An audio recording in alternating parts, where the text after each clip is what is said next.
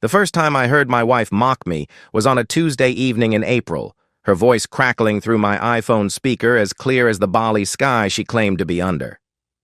He thinks I'm meditating in Bali while I'm being worshipped in bed by a real man. He's not even worth the incense I light. I stood frozen in our kitchen, the blue light of the refrigerator casting shadows across the polished marble countertops she'd insisted we install last year. My thumb hovered over the screen, unable to skip past the voice note Camille had accidentally sent to my number instead of whoever she'd intended to share her contemptuous laughter with. I played it again, and again, 4 times total.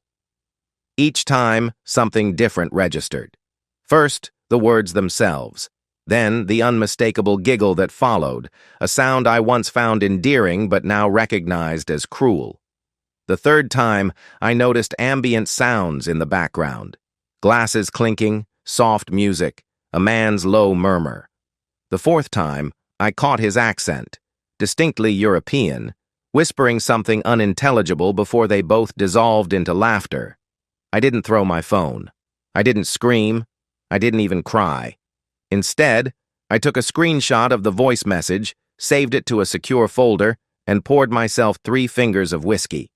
Then I sat at our dining room table, the reclaimed teak monstrosity Camille had picked up from an ethical furniture collective for an obscene amount of money, and I began to think. We'd met 7 years earlier at a friend's housewarming party. I was 32, freshly promoted to senior financial analyst, and Camille was 29, a yoga instructor with an infectious laugh and eyes that crinkled genuinely when she smiled. She wore no makeup that night, her chestnut hair pulled into a messy bun, dressed in jeans and a simple white t-shirt. Nothing about her screamed spiritual influencer or enlightenment seeker. She was just Camille, warm, present, genuine. "You're staring," she'd said, catching me watching her explain proper breathing techniques to our mutual friend. "Sorry," I'd replied. "I'm just trying to figure out if that actually works, or if it's all nonsense." Instead of being offended, she'd laughed and spent the next hour convincing me of yoga's legitimacy, even getting me to try a few poses in the middle of the crowded living room. By the end of the night, I had her number and a promise to attend her Sunday morning class. I showed up, despite my hangover. She took me for coffee afterward. 3 years later, we were married on a cliff overlooking the Pacific, our vows simple and honest. I promised to support her dreams. She promised to always be authentic with me. The irony isn't lost on me now. The transition happened gradually. Camille's local yoga studio success evolved into Instagram popularity. Her account grew from a few hundred followers to thousands, then tens of thousands. Brands began reaching out. She started hosting weekend retreats. Her wardrobe shifted from simple athleisure to expensive, ethically sourced linen ensembles in earth tones. Our home filled with crystals, singing bowls, and framed mantras. I supported all of it. When she wanted to convert our spare bedroom into a meditation space complete with imported Himalayan salt lamps and $400 meditation cushions, I wrote the check.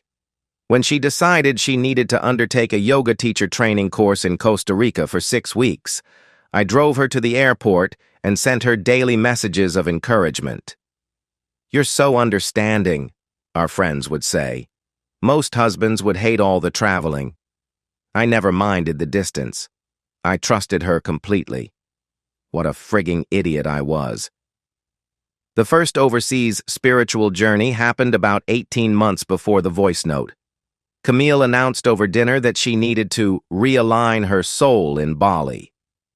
"It's calling to me, Aiden," she said, her eyes wide with conviction. "My spiritual guide says I need to immerse myself in sacred spaces to take my practice to the next level." I nodded supportively, asked intelligent questions about her itinerary, and helped her book flights. She was gone for 2 weeks, returning with dozens of photos for her Instagram, a suspicious tan line from what looked like a bikini rather than meditation robes, and stories that somehow lacked specific details.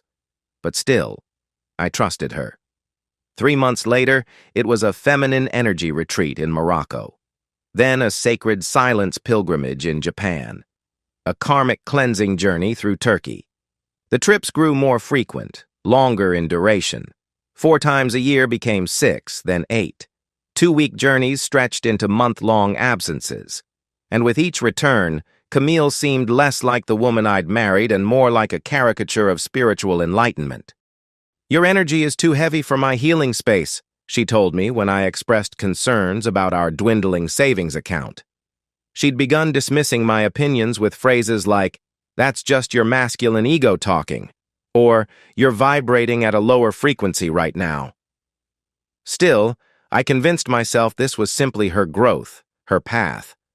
I remembered my vow to support her dreams, until that voice note, until "He thinks I'm meditating in Bali," until "I'm being worshipped in bed by a real man," until "He's not even worth the incense I light." I didn't confront her immediately. Something deep inside me, perhaps the financial analyst who dealt in concrete evidence and verifiable facts, wanted more than a misdirected voice message. I needed to understand the full scope of her betrayal. When Camille returned from Bali, I already suspected she might have been elsewhere. I greeted her at the airport with a smile and flowers. She seemed momentarily surprised by my affection, then quickly recovered, launching into elaborate stories about temple experiences and spiritual breakthroughs. I nodded, asked questions, and played the role of supportive husband perfectly. Meanwhile, a new plan was forming in my mind. The next morning, while Camille was at her studio recording content for her subscribers, I began my research. It didn't take long to find Ramirez Global Security, a firm specializing in international surveillance for high-net-worth individuals concerned about traveling family members.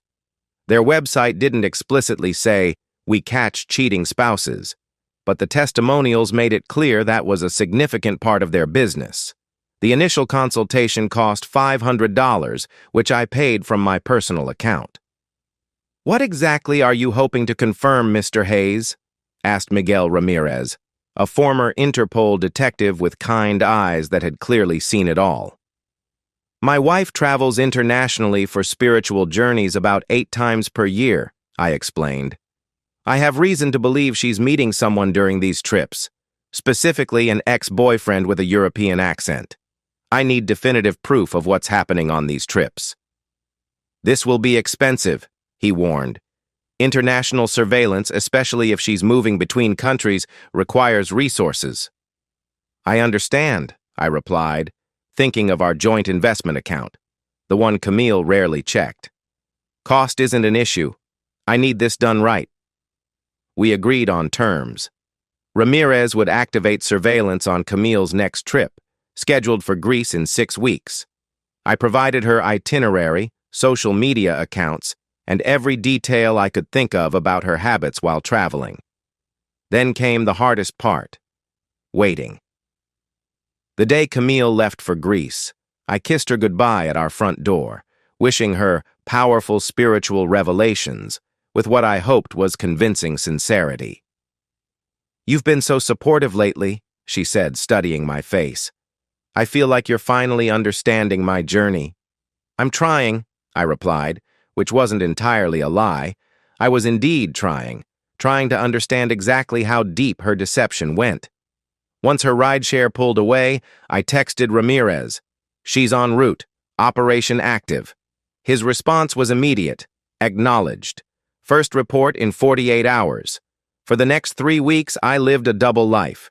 During the day, I worked, attended social obligations, and exchanged occasional texts with Camille, who sent daily photos of Greek temples, meditation spots, and healing meals.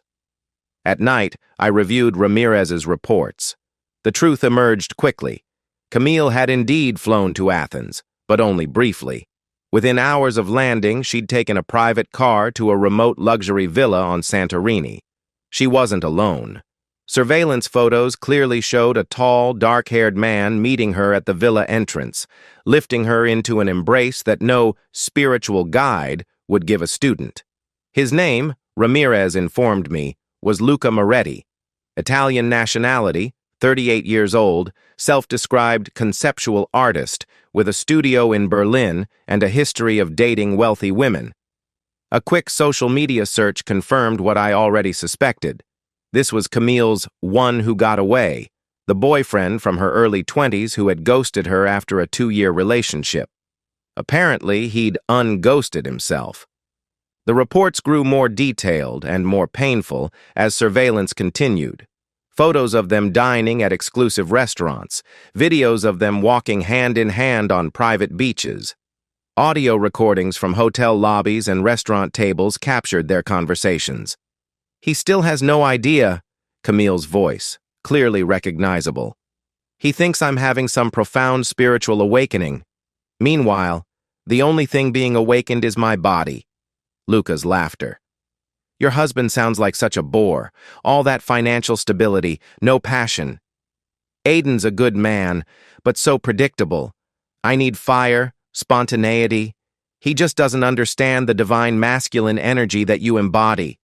Each new piece of evidence was a knife between my ribs, but I forced myself to review everything. I needed the complete picture. The third weekly report included something unexpected, evidence of a pattern. Ramirez had backtracked through Camille's previous spiritual journeys and found that nearly all coincided with Luca's known whereabouts. The Bali trip? Luca had an exhibition opening in Singapore the same week. Her Morocco retreat? Luca was photographed at a gallery in Marrakesh. Japan? Turkey? Portugal? Luca's Instagram showed him in each country, though his posts never overlapped with Camille's carefully crafted spiritual content. They'd been carrying on this affair for at least 18 months, possibly longer. When Camille returned from Greece, I played my part perfectly. I listened to her stories about ancient wisdom and energy vortexes. I nodded appreciatively when she showed me overpriced souvenirs blessed by local healers. I asked thoughtful questions about her breakthroughs, and all the while, I continued gathering evidence. Over the next 3 months, I invested nearly $50,000 in surveillance as Camille took 2 more trips, one to Mexico and another to Portugal. Each journey followed the same pattern. She would post carefully edited photos of spiritual sites while actually spending her time in luxury accommodations with Luca. By summer's end, my dossier was comprehensive. Hotel receipts showing double occupancy under fake names, dozens of photos and videos, hours of audio recordings, credit card statements showing purchases that never appeared in her spiritual posts, lingerie, wine, couples spa treatments. The most damning evidence came during her Portugal trip. A surveillance microphone placed in their hotel suite captured a conversation that finally shattered any last shred of doubt or hope I might have harbored. "Do you ever feel guilty?" Luca asked her one evening, their voices slightly slurred from wine. "About Aiden?" Camille laughed. "God, no. He's completely oblivious. So wrapped up in his little financial world of spreadsheets and projections. I could probably tell him I'm sleeping with you, and he'd just ask if it's helping my chakra alignment. But he pays for all this, no? Your trips, your studio." "That's his purpose in my life," she replied with chilling certainty. "He's financially stable. You're my passion, my fire. Different men for different needs." "And he never suspects?" "Never. I throw around enough spiritual jargon and his eyes glaze over. Your energy is too heavy for my healing space. This is part of my divine feminine journey." He just nods and writes checks. They both laughed. "What if he found out?" Luca pressed. "He won't," Camille said confidently. "And even if he did, what would he do? Have a rational conversation? Ask to see a financial breakdown of my retreats? Aiden isn't capable of drama or passion. It's why I need you." Something in me broke that night as I listened to the recording. Not from sadness, but from clarity. The woman I had married, the genuine, warm yoga instructor with the crinkly-eyed smile, was gone. Perhaps she had never really existed. In her place was this calculating impostor who used spiritual language to mask selfishness, who mocked my trust and support behind my back, who shared her body and our resources with a man who clearly had as little respect for commitment as she did. It was time to act. Planning revenge requires patience. While emotion might demand immediate confrontation, strategy requires calm calculation. I spent September organizing my evidence and consulting professionals, not just Ramirez, but also the best divorce attorney in the city and a digital security expert. Each played a crucial role in what I now think of as Operation Namaste Liar. First, I secured my finances. I legally separated our accounts where possible, documented every penny Camille had spent on her spiritual journeys, which would later be categorized as marital waste in the divorce proceedings, and ensured my personal assets were protected. Next, I prepared our home. I had the locks changed, the security system recoded, and quietly moved my essential belongings and irreplaceable items to a storage unit. I leased a sleek downtown apartment under an LLC, furnished it minimally but comfortably, and set up utilities in the company's name. Then I compiled The Package, a meticulously organized digital folder containing irrefutable evidence of Camille's betrayal. This wasn't just for legal purposes, it had a far more important role to play. Finally, I waited for the perfect moment. It came when Camille announced her next journey, a 3-week tantric energy recalibration in Portugal. This would be her last trip on my dime, though she didn't know it yet. "You seem distracted," she said the night before her departure, as she packed her expensive luggage with items I knew would never see the inside of an ashram. "Is your energy blocked again?" "Just work stress," I replied smoothly. "Don't worry about me. Focus on your journey." She kissed my cheek absently. "I'll bring you back something to help ground your root chakra." "That would be nice," I said, knowing I would never see whatever trinket she pretended to shop for between sex sessions with Luca. Once she was gone, I set the final phase in motion. I contacted everyone in my digital dossier, the surveillance team, the divorce attorney, the digital security expert, and a newly hired public relations consultant specializing in social media crises. Each had specific instructions for the day of Camille's return. 3 weeks passed quickly as I finalized every detail.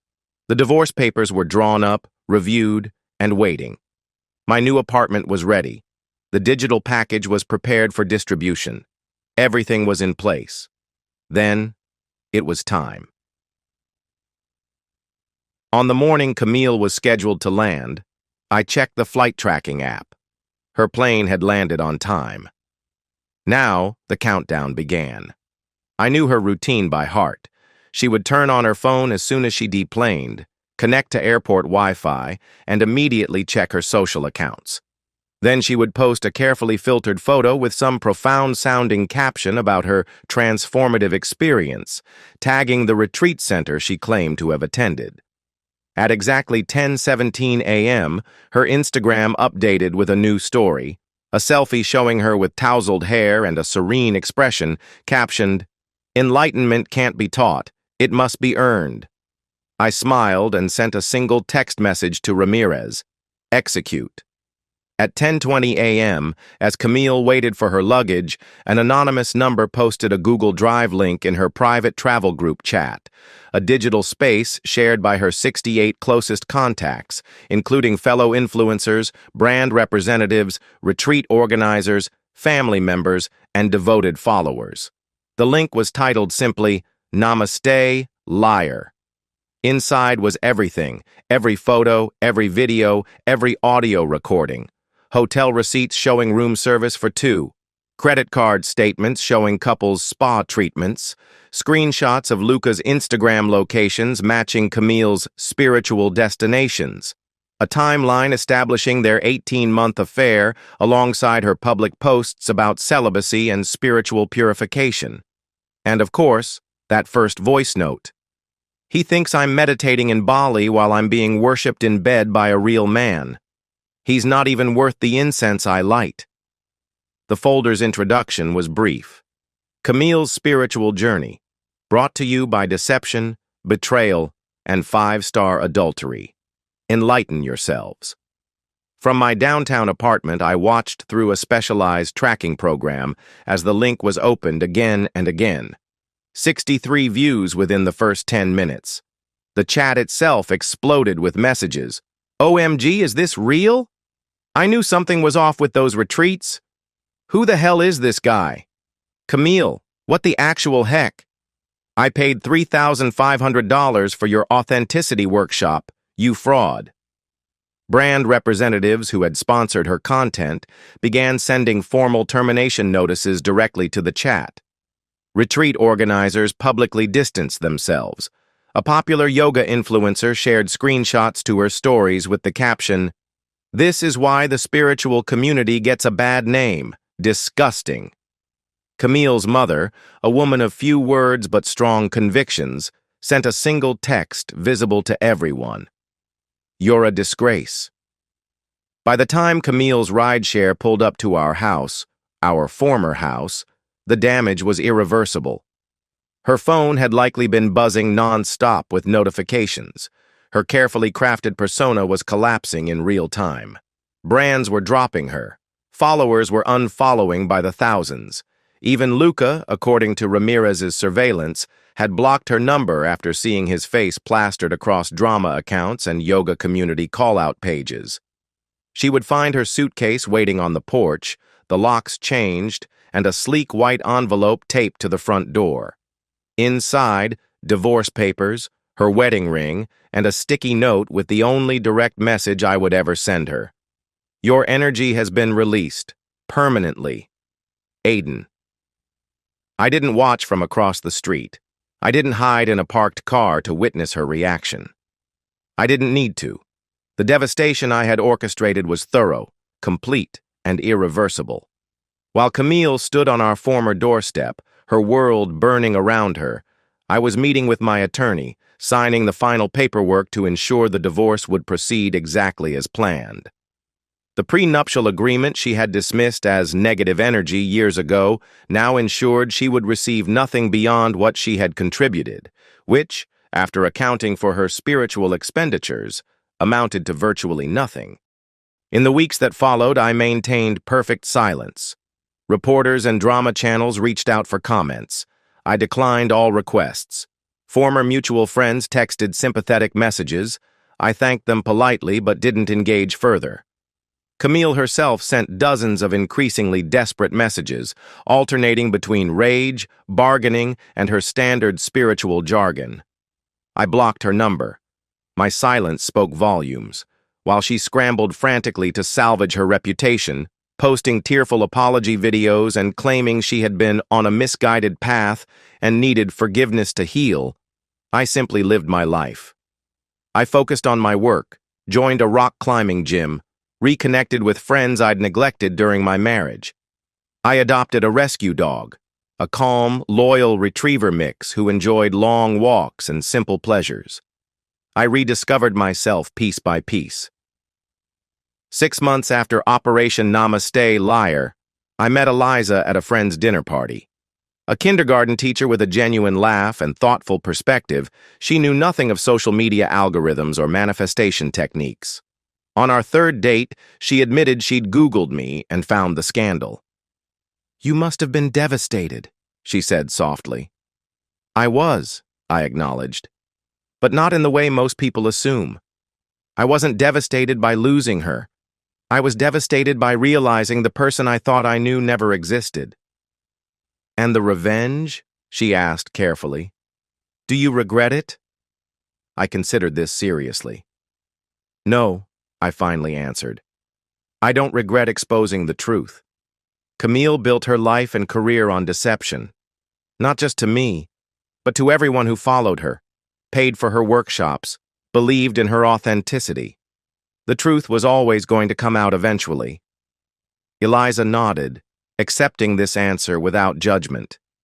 A year after the divorce was finalized, I heard through mutual connections that Camille had moved to a small town in Oregon, teaching basic yoga classes at a local gym. Her Instagram following had dwindled to a few thousand diehards. Luca had apparently moved on to another wealthy patron, his art career continuing uninterrupted. Neither seemed particularly damaged by the experience, narcissists rarely are, but their actions had consequences nonetheless. Me? I've found peace in authenticity. Eliza and I moved in together recently, into a modest house with a garden she tends carefully. There are no crystals, no mantras on the walls, no spiritual paraphernalia, just books, comfortable furniture, and the quiet hum of a genuine partnership. Sometimes, when I reflect on what happened, I realize my revenge wasn't really about hurting Camille. It was about reclaiming my dignity, exposing deception, and freeing myself from a relationship built on lies. The fact that her carefully constructed facade crumbled in the process wasn't the goal. It was simply the inevitable outcome of truth colliding with falsehood. I no longer harbor anger toward Camille. I don't wish her further harm. But I don't regret setting fire to the illusion she created, even if she burned alongside it. Some might call it karma. I call it consequences.